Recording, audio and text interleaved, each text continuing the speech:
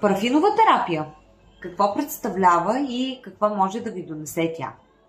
Парафиновата терапия е доказан метод за омекотяване, хидратация и подхранване на кожата, особено през студените зимни месеци. Парафинът в своята същност е пречистен восък, напълно безвреден, без мирис и без цвят.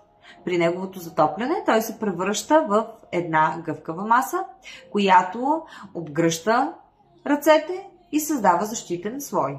Топлината, която отделя, отваря порите и допринася за по-ефективното абсорбиране на полезните съставки. Основните ползи на парафиновата терапия. Изключителна хидратация. Тя задържа влагата в кожата, предотвратявайки изсушаването и напукването. Омекотяващ ефект, оставя кожата изключително гладка и мека. Детоксикация.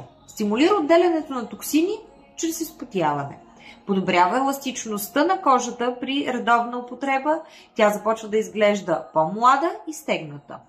Отпуска също и мускулите и ставите. Изключително полезен за хора с артрит и схващания. Ние в Nail Art Academy, Теодора Филипова, както и аз, Габриела Дончева, всъщност използваме обогатен парафин. Ние добавяме арганово масло, което има антиоксидантен ефект и дълбоко подхранващ ефект. Масло от шии с витамин А и Е за възстановяване и подмладяване на кожата. Кокосово масло, което е изключително хидратиращо, оставя кожата мека и гладка.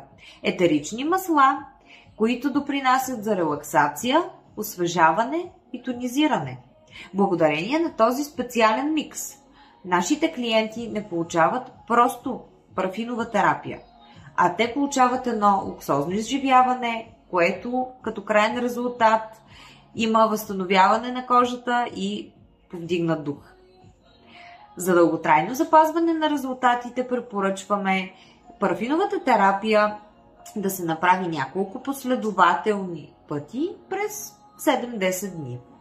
Гледайте видеото, за да се убедите сами в изключителните ползи на парафиновата терапия, особено с нашите допълнителни добавки.